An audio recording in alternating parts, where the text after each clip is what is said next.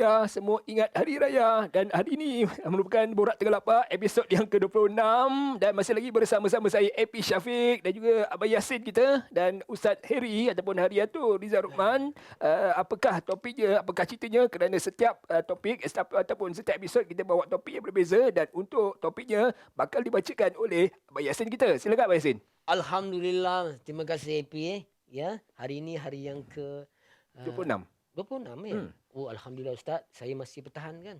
26 hari. 26 hari tu. Bukan 27 kata hari tu. Allah, Awal sehari. salah kira lah. Baik, saya akan baca email seperti biasa. Ya, cantik baju hari ni. Bila dah hujung-hujung Ramadan ni, ya, lagu raya berkumandang di sini sana. Jualan murah baju raya, kuih raya di sini sana. Hati saya menjadi tak keruan. Kerana tak keruan memikirkan kemeriahan raya yang bakal menjelang ni. Saya seolah-olah lupa yang kita masih lagi berada dalam bulan Ramadan. Sibuk duk memikirkan baju apa nak dibeli, kuih raya apa nak dibeli. Masalahnya, bila waktu-waktu akhir Ramadan ini, selalunya kita akan terlupa tentang maksud sebenar bulan Ramadan itu. Ini soalan ke baca cerpen? Baca cerpen. Ni luar hati. Kod-kod lah, Ustaz. Boleh hidupkan kembali hati saya yang baru kian soalan dia. muda. Ya, tentang semangat beribadah di akhir-akhir Ramadan ini. Ya, Ustaz. Okey, baik Ustaz. Ni ceritanya bagi sajak lah. Al-Kisah Fadilat Ramadan ni, Ya. dia mula-mula ya semangat. Bila dah hujung-hujungnya semangat dia luntur Ustaz. Macam mana tu Ustaz? Bagus orang ni. Bagus Hans. Bagus Kenal ke? orang. Tak kenal Ustaz. Tapi dia, baguslah dia. Dia memikirkan fadilat Ramadan ni daripada benda-benda lain Ustaz. Betul. Oh, okey Betul lah Zin. Bagus dia. Kirim salam dah dia Zin. Okey, Mat. Ustaz Kisaram. Macam mana Ustaz? Dia gini tau. Kita nak kata, pertamanya Ramadan ni ialah bulan ibadah. Okey? Bulan ibadah. So, kalau para ulama dia disebutkan bukan para ulama aja, ada hadis Nabi SAW yang sebut tentang orang yang berada di dalam bulan Ramadan ni. Okey. Jadi nak sebutkan bahawa ada orang yang duduk dalam bulan Ramadan ni, dia dipanggil istilahnya apa? Kalau kita pasal ni Nabi SAW sebut. Ya. Nabi nak sebutkan orang munafik. Ni Nabi sebut kat istilah ini, ya. Orang yang munafik ini dia akan rasa bahawa bulan Ramadan ni sesuatu yang teruk bagi dia. Ya. Maknanya dia kalau boleh dia nak keluarlah pada Ramadan ni. Ni dalam hadis yang sahih, yang nak menerangkan tentang betapa orang yang suka dengan Ramadan inilah orang beriman. Yang betul-betul, bukan beriman tu maksudnya yang munafik tadi tak beriman Sin. Dia beriman. Cuma dia, kita panggil gini tau, kena faham. Munafik ni bukan bererti orang dia ni munafik, tak. Kadang-kadang kita tak perasan kita ada sifat orang munafik tu dalam diri kita. Kita tak perasan. Kita tak perasan Sin. Jadi sebab itu dalam keadaan kita sepatutnya seronok dalam bulan Ramadan, kita jadi tak seronok. Tak sabar nak habis bulan Ramadan. Bukan soal dengar lagu raya tak lagu raya. Ya. Lagu raya tu memang begitu adanya. Kan? Tetapi dia sendiri. Jadi kadang-kadang bila dia sendiri yang begitu mengharap-harap Ramadan tu habis, jadi yang kita khawatir ni itu gambaran kepada adanya sifat munafik tu dalam diri kita. Ini berpandu kepada hadis Nabi SAW yang nak menunjukkan tentang perbezaan sifat orang beriman dan juga orang munafik dalam bulan Ramadan. Cuma macam awak sebut Sin tadi apa persoalan dia tadi Sin, dia punya kunci dia rasa macam apa dia kata tadi, Dia nak hidupkan kembali hati saya yang kian pudra. maknanya yalah dengan sebab ujung Ramadan ni dah seronok nak raya, jadi jiwa tu dah macam orang panggil apa, tak ada Goyah. bukan goyah lagi goyah. ini Dia memang tak ada tak ada dah. jiwa dah, tak ada jiwa. Sebab itu yang ini ni yang kita tengok kadang-kadang masjid surau pun jadi kosong lengang. Semua dah pakat nak fikir raya Sin. Nak fikir raya. Betul. Jadi yang ini ni kita harap mudah-mudahan kita perbetulkan. Caranya saya nampak satu je, perbetulkan balik kita punya niat dan kepahaman kita. tentang bulan Ramadan. Maka kalau orang memandang betul dengan bulan Ramadan tadi, betul lah. Macam kita lah Sin. Ya. Kalau contoh kenapa kita pergi kenduri kahwin orang misalnya? Ya. Kan orang jemput kenduri kahwin kita pergi. Kenapa? Sebab Makan. kita pandang kenduri kahwin dia tu penting. Sebab tu kita pergi, oh jangan ni producer ajak ni Sin. Jangan. Nanti elok apa nama scene ada berapa selalu? Scene ada Scene dah 100. lagi 2. Dah tinggal 2 je. Kes tak datang Tak kenduri kahwin. Kes tak datang. Kan? Jadi maknanya awak pandang dia besar, dia jadi besar. Maka Ramadan begitu juga. Kalau orang yang pandang Ramadan ni istimewa, maka orang akan prepare dan orang akan sentiasa cuba untuk nak dapatkan keistimewaan tu. Itulah. Tapi macam mana pun benda dah pusing, kita kena berhentilah dulu. Dah, Macam itulah. saya lah, bila Ramadan nak habis ni, Sabar Sin, sabar. Janganlah masa hujung ni nak ditambah. saya rasa Baik. sedih Ustaz. Baik Sedih. kipas pun dah Baik, berpusing. kipas dah pusing. Kipas dah berpusing. Kita berhenti seketika. Kita kembali selepas ini dalam Borak Tengah Lapar. Kita ikuti Borak Tengah Lapar. Anda masih lagi bersama dengan kami dalam Borak Tengah Lapar. Anda masih lapar? Samalah kita. Bersama dengan saya, AP dan juga Ustaz. Tapi kita makan tadi, bukan makan ke? Allah. Macam mana Ustaz nampak? Dia kembalilah Ustaz. Dia dengar benda ni tu. Kembalilah dia. Aduh. Baik. Ini adalah Borak Tengah Lapar. Kita bercerita mengenai Al-Kisah Fadilat Ramadan untuk menghidupkan kembali hati kita yang telah pudar pada hujung Ramadan ni. Baik Ustaz. Bila Ustaz cerita mengenai solat tarawih tadi, kalau kat masjid tu, awal-awal Ramadan penuh. Sampai ke jalan raya penuhnya. Tapi bila dah hujung Ramadan, dia tinggal 2 saf je. Kenapa situasi ni selalu berlaku? Terutamanya di negara kita ni Ustaz. Dia sebenarnya bila kita kata berlaku di negara kita, apa negara lagi awak pergi? Saya rasa semuanya ada kat sini. Semua. Kan? Sebab memang berlaku bukan kat negara kita. Oh, je. semua negara. Orang pun macam tu juga. Okey. Sebab saya tak pernah keluar Malaysia lagi. Tak pula. Tengok Yasin tahu sudah dekat masjid mana Yasin? Negara Uganda. Israelia. Australia. Israelia. Boleh masuk situ. Israelia. Tapi masalahnya tahun lepas PKP. Oh ya ke? Tu Baitul Maqdis lah. Batu Maqdis. Kita mana panggil Israel Baitul Maqdis. Batu Maqdis. Tahun ni kat mana? Mekah. Dia Maqdis jugalah. Maqdis juga. Tapi sebenarnya bukan negara kita je. Ya.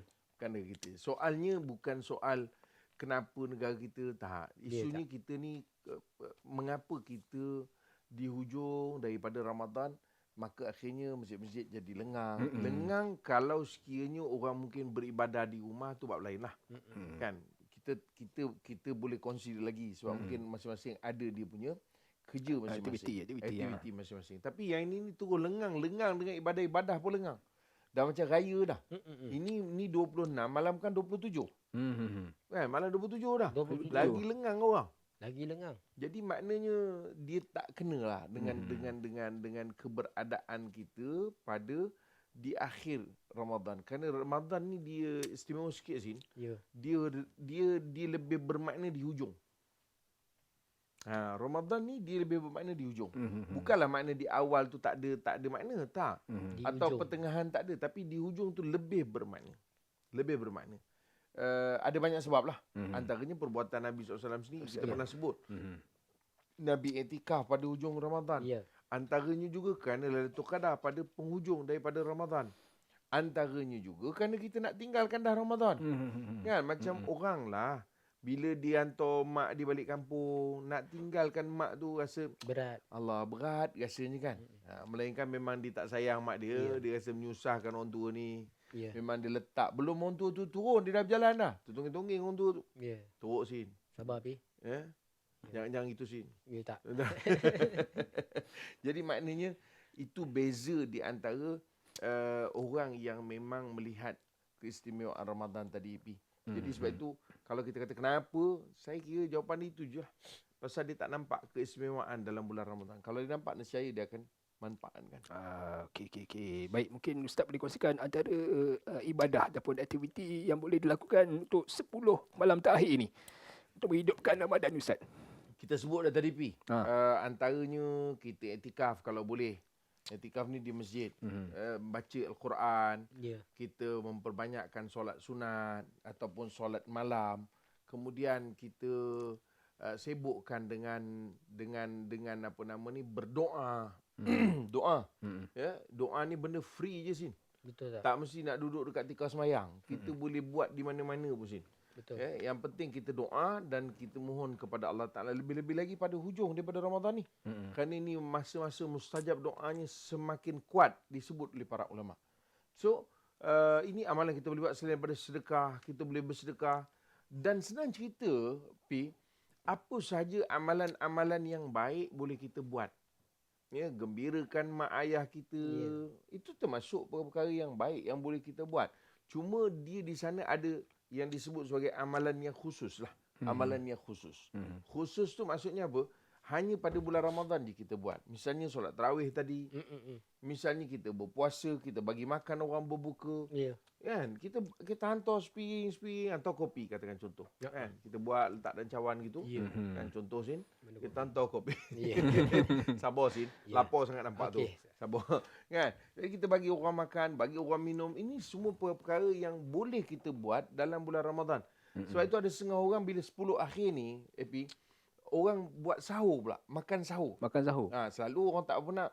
Tapi sebab biasa ujung ni Sin, orang rajin solat tahajud di masjid. Jadi orang sediakan sahur. Buffet sahur. Buffet sahur. Oh, kambing golek Sin. Kambing golek. Lepas subuh kambing golek. Buat kerja. Borak tengah lapar kita.